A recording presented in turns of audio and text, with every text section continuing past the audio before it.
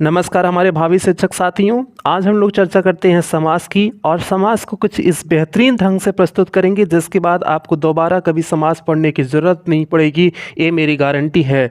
अगर ऐसे मेरी बात सच निकले तो आप जो है ज़रूर कमेंट करिएगा। पूरा वीडियो देखने के बाद ज़रूर मुझसे कमेंट करिएगा कि आपको समझ में आया कि नहीं समझ में आया। हम लोग चर्चा करते हैं समास पर। समास जो है दो या दो से अधिक शब्दों से मिलकर बने हुए नए सार्थक शब्द को क्या कहते हैं? समास कहते हैं। दो या दो से अधिक शब्दों से जब मिलकर बनता है तो समास होता है। यही वर्ण होता तो क्या बन जाता? तब संधि हो जाती। दो या दो से अधिक वर्णों से मिलकर क्या बनती है? संधि बनती है। लेकिन शब्दों से मिलकर क्या बनता है? आपका समास बनता है। और समास के कितने भाग होते हैं? समास के कितने भेद होते हैं? मीन्स भाग कितने होते हैं? तो समास के कुल मुख्यतः 6 भेद होते हैं।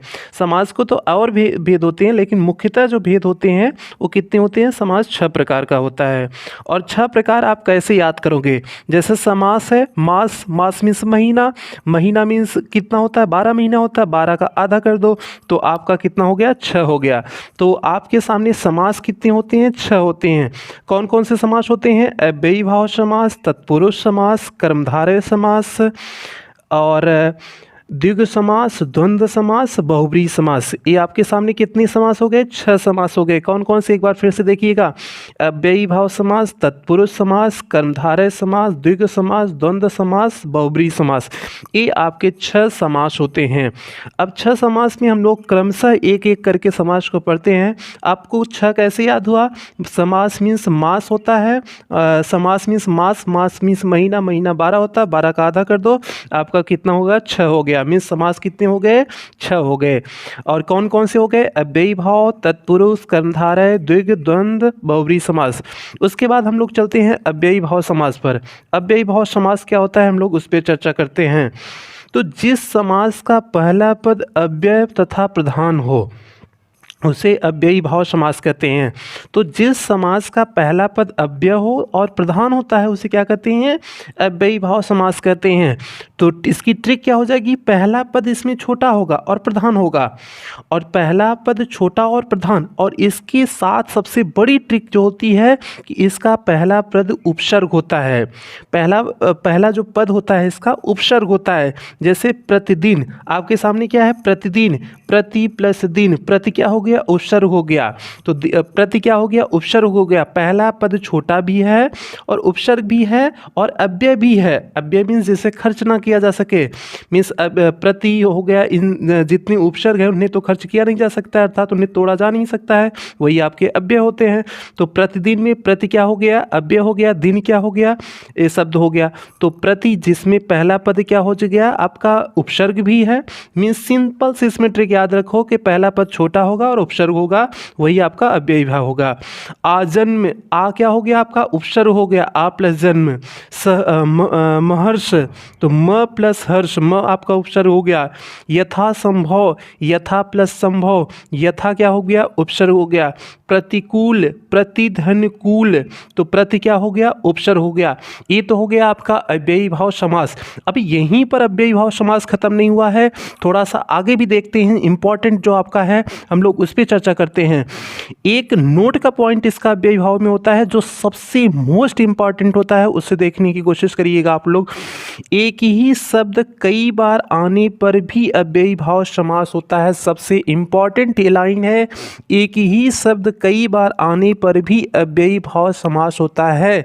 जैसे हाथों हाथ, तो क्या हो जाएगा? हाथ प्लस हाथ। दिनों दिन, दिन प्लस दिन।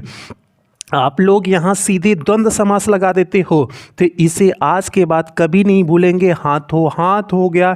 एक ही शब्द जब कई बार आने लगे तो वहाँ पर अव्ययी भाव समास होता है, वहाँ पर कभी भी द्वंद्व समास नहीं होता है। इसे आप कभी ना भूलिएगा, क्योंकि सबसे मोस्ट इम्पॉर्टेंट ये अव्ययी भाव में हो गया कि अगर एक ही शब्द कई बार आ रहा है तो वहाँ अव्ययी भाव समास होता है। हाथों हाथ, हाथ प्लस हाथ हो गया। दिनों दिन, दिन प्लस दिन हो गया। ये आपका टोटल हो गया अव्ययीभाव समास। अब हम लोग चर्चा करते हैं तत्पुरुष समास। तत्पुरुष समास क्या होता है? जिस समास में दूसरा पद प्रधान होता है, उसमें कौन सा पद प्रधान था? प्रथम पद।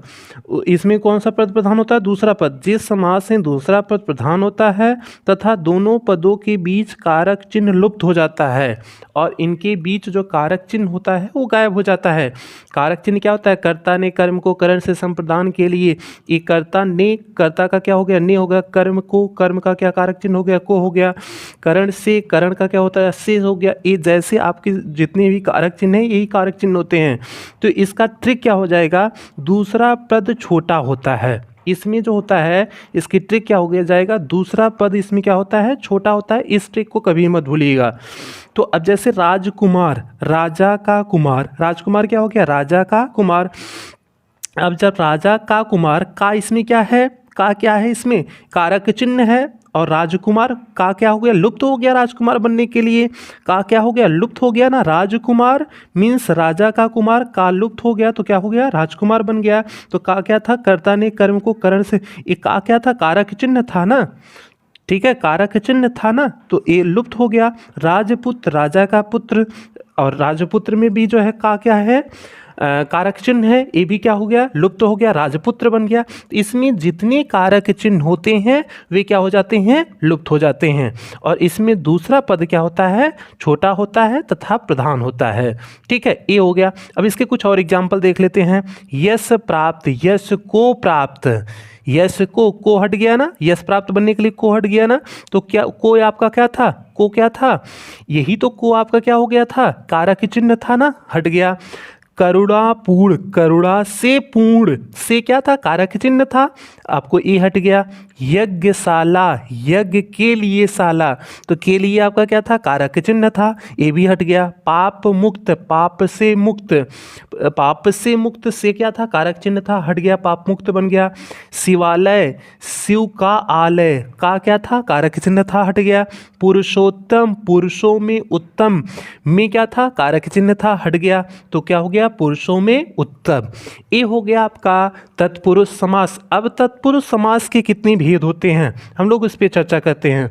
तत्पुरुष समास के कुल कितने भेद होते हैं? 6 भेद होते हैं। तत्पुरुष समास के कितने भेद होते हैं दोस्तों? 6 भेद होते हैं। अब 6 भेद। कर्म तत्पुरुष, पहला क्या हो गया? कर्म तत्पुरुष। कर्म तत्पुरुष में क्या हो गया? को का लोप हो जाता है। करण तत्पुरुष, से के द्वारा, से या के द्वारा का लोप हो जाता है करण तत्पुरुष में। संप्रदान तत्पुरुष, के लिए का लोप हो जाता है। अपादान तत्पुरुष, से, इसमें भी से होता है, करण में भी से होता है। दोनों में अंतर क्या होता है? अलग होने के लिए इसमें अर्थ होता है। अपादान तत्पुरुष में अलग होने का संदर्भ रहता है, उसमें अलग होने का संदर्भ नहीं होता है। तो अपादान तत्पुरुष हो गया। अगला क्या हो गया? संबंध तत्पुरुष, का, की, के का लोप हो जाता है। संबंध तत्पुरुष में का, के, की का लोप हो जाता है। अधिकरण तत्पुरुष में पर का लोप हो जाता है। तो कुल मिलाकर के जो आप कारक चिन्ह होते हैं, कर्ता ने कर्म को करण से संप्रदान के लिए जो आपने ये पढ़ा हुआ है कारक चिन्ह, उन्हीं चिन्हों का लोप इसमें हो जाता है और हमारा तब नया शब्द बन जाता है, समास का नया शब्द बन जाता है। ये हो गया आपका तत्पुरुष समास। उम्मीद करते हैं आप कभी नहीं भूलोगे तत्पुरुष समास को। और यदि जो है आपको वीडियो अच्छी लग रही तो वीडियो को लाइक कर दे, शेयर कर दे और चैनल को सब्सक्राइब कर लें। चैनल को सब्सक्राइब करना ना भूलें, सबसे बड़ा काम है, चैनल को आप सब्सक्राइब कर लें। उसके बाद हम लोग चलते हैं कर्मधारय समास। कर्मधारय समास क्या होता है उस पर चर्चा करते हैं। जिस समास का उत्तर पद प्रधान होता है तथा पूर्व पद व उत्तर पद में उपमान, उपमेय तथा विशेषण विशेष का संबंध होता है उसे कर्मधारय समास कहते हैं। इसमें आपको परिभाषा पे नहीं जाना है, सिर्फ ट्रिक आपको तैयार करना है। जितना मैंने ट्रिक लिखा है उसे ट्रिक को सिर्फ तैयार करना है, परिभाषा पर बिल्कुल नहीं जाना है कि इतनी लंबी परिभाषा क्या होती है। पहला पद विशेषण होगा, सबसे बड़ा विशेषता, सबसे बड़ी ट्रिक क्या होगी? पहला पद इसमें विशेषण होता है, दूसरे पद की तुलना होती है और विग्रह करने पर मध्य में क्या आता है जो या के समान आता है। इसमें जब विग्रह करते हैं तो क्या आता है जो या के समान आता है। ठीक है, तो अब हम लोग एग्जाम्पल भी इसके चर्चा करते हैं। जैसे हमने कहा चरण कमल, चरण के समान कमल। अब कमल कैसा है? चरण के समान है ना, तो कमल की तुलना कमल के समान चरण है ना, तो चरण की तुलना किससे की गई है? कमल से की गई है ना। तो चरण कमल क्या हो गया आपका? के समान आया बीच में, तो आपका के समान आया तो यहाँ पर कौन सा हो जाएगा? कर्मधारय हो जाएगा। महापुरुष, पुरुष कैसा है? महा है, मीन्स महान है, तो महान आपका क्या हो गया? विशेषण हो गया। तो महापुरुष, महान है जो पुरुष, है जो आ गया ना, हमने क्या कहा था? है जो आएगा या के समान आएगा? महापुरुष मीन्स महान है जो पुरुष, तो क्या हो गया? महापुरुष हो गया। मृग नयन, मृग के समान नयन। लाल मणि, लाल है जो मणि, लाल है जो मणि, तो है जो इसमें आ गया, तो मीन्स लाल मणि, मणि कैसी है? लाल, लाल क्या हो गया? विशेषण हो गया। मृग नयन, नयन उसके कैसे हैं? मृग के समान है, तो मृग नयन हो गया।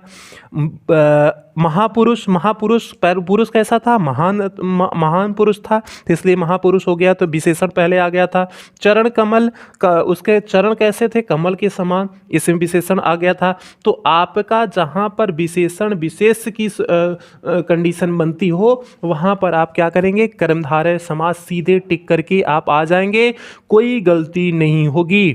ठीक है, अब हम लोग अगले समास पे चर्चा करते हैं। अगले समास पे चर्चा करने से पहले वीडियो को लाइक कर दें और शेयर कर दें, और चैनल को सब्सक्राइब कर ले, सब्सक्राइब कर ले, ये सबसे मस्ट है। जो है मेरे शिक्षक साथियों, चैनल को सब्सक्राइब कर लें, थोड़ा सा सपोर्ट करें।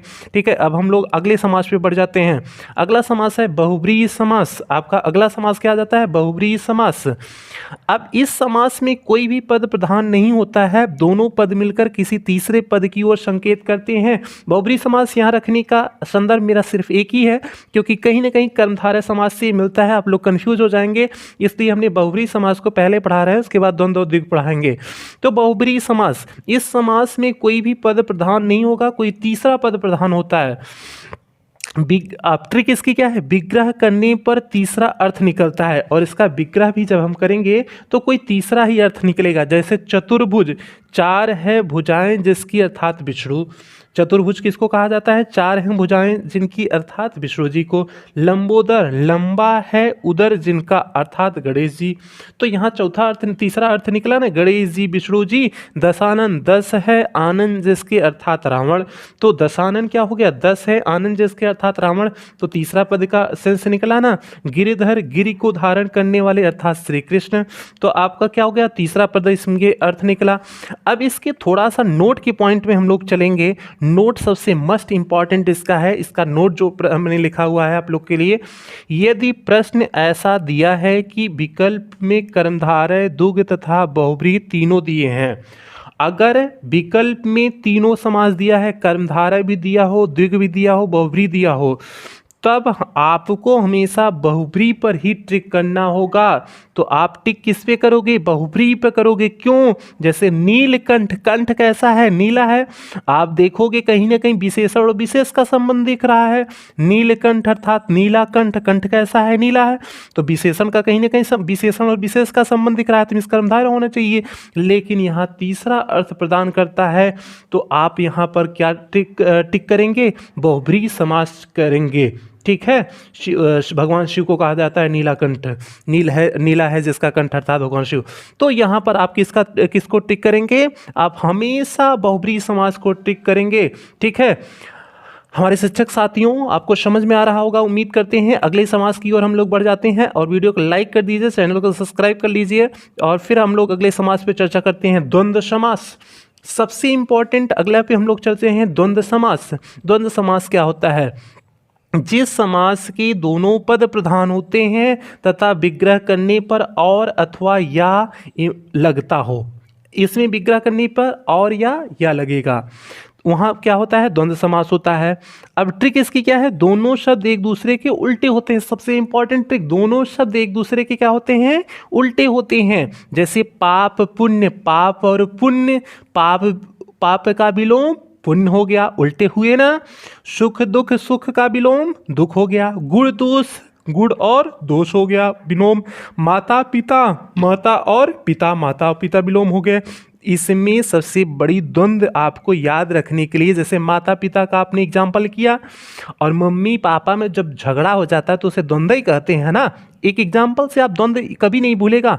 एक दिमाग का ट्रिक बनाओ, एग्जाम्पल बनाओ, आप द्वंद्व कभी नहीं भूलेगा, मेरी गारंटी है। मम्मी पापा में जब झगड़ा होता है तो मीन्स पिता जो है, मीन्स माता पिता जो है आपका, जब झगड़ा होता है तो उसे द्वंद्व कहते हैं। और किसी न किसी बात पे तो झगड़ा होता ही है मम्मी पापा में, तो क्या कहेंगे, माता पिता में जैसे द्वंद्व समास है तो मीन्स वहाँ पर दोनों के बीच हाइफन लगा हुआ है, तो आप क्या कहेंगे, झगड़ा होने की वजह से वहाँ पर द्वंद्व होता है। उस एग्जाम्पल के माध्यम से मीन्स इसमें दोनों पद क्या होते हैं, एक दूसरे के विपरीत होते हैं, दोनों ही जो है पद प्रधान होते हैं। और अगर हाथों हाथ पूछ दिया, हाथ और हाथ, तब क्या हो जाता है, अव्ययी भाव हो जाता है। हमने उसमें बताया था आपको, इसीलिए वहाँ पर बताए थे अव्ययी भाव समास बताए थे, क्योंकि दोनों एक ही शब्द हो जाते हैं और यहाँ पर दोनों अलग अलग शब्द होते हैं। मेरे दोस्तों, मेरे भाइयों, अब आगे हम लोग बढ़ जाएं। उम्मीद करते हैं आपको समझ में आ गया होगा, तो समझ में आ गया होगा तो वीडियो को लाइक कर दें, चैनल को सब्सक्राइब कर लें, और जो है और कोई काम बचा होगा, आप जो भी बचा होगा आप जो है कर लीजिएगा। आगे चलते हैं हम लोग, अगला चलते हैं द्विगु समास। अंतिम यही समास है द्विगु समास। जिस समास का पहला पद संख्यावाचक होता है उसे द्विगु समास कहलाता है। भैया, जिस समास का पहला पद क्या होता है, संख्यावाचक होता है, उसे क्या कहते हैं, द्विगु समास कहते हैं। ये तो एकदम आसान है। द्विगु समास क्या होता है, जिसका पहला पद संख्यावाचक होता है।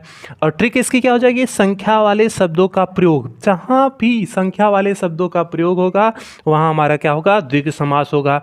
जैसे चौराहा, चौ क्या आ गया, चार आ गया ना, चार आ गया तो ये संख्या हुआ ना, तो द्विगु समास में बजाएगा, चार राहों का समूह। त्रिकोण, तीन कोणों का समूह, तो त्रि आ गया ना, तीन आ गया ना, तो यहाँ तीन की बात आई, संख्या की बात आई। तिरंगा, तीन रंगों का समूह, तो तीन आया ना, तीन जब आया तो आपका यहाँ पर कौन सा समास हो जाएगा, द्विगु समास हो जाएगा। मेरे भाइयों, मेरे दोस्तों, उम्मीद करते हैं कि आपको पूरी वीडियो समास में आपको कोई समस्या अब नहीं होगी। टेट हो, चाहे सुपर टेट हो, चाहे रीट का एग्ज़ाम हो, कोई भी शिक्षक भर्ती संबंधी परीक्षा हो, आपको कोई भी समास से अब समस्या नहीं होनी चाहिए, ऐसी उम्मीद करते हैं। यदि वीडियो को सारी बातें आपको समझ में आ गई हो तो वीडियो को एक बार लाइक कर दीजिए, शेयर कर दीजिए और सब्सक्राइब चैनल को कर लीजिए। और कमेंट जरूर करिएगा कि आपको वीडियो कैसे लगी, आप कमेंट करिएगा, जिससे थोड़ा सा मोटिवेशन आपसे मिलता है कि आप लोग जब कमेंट अच्छे कमेंट करते हैं, थोड़ा सा मोटिवेशन हमको भी प्राप्त मिलता है। तो उम्मीद करते हैं कि आपके कमेंट भी अच्छे आएंगे और वीडियो को लाइक और शेयर आप जरूर करेंगे, चैनल को सब्सक्राइब भी करेंगे। फिर मिलते हैं किसी नेक्स्ट टॉपिक के साथ, आपसे फिर रूबरू होते हैं। तब तक के लिए टेक केयर, बाय बाय।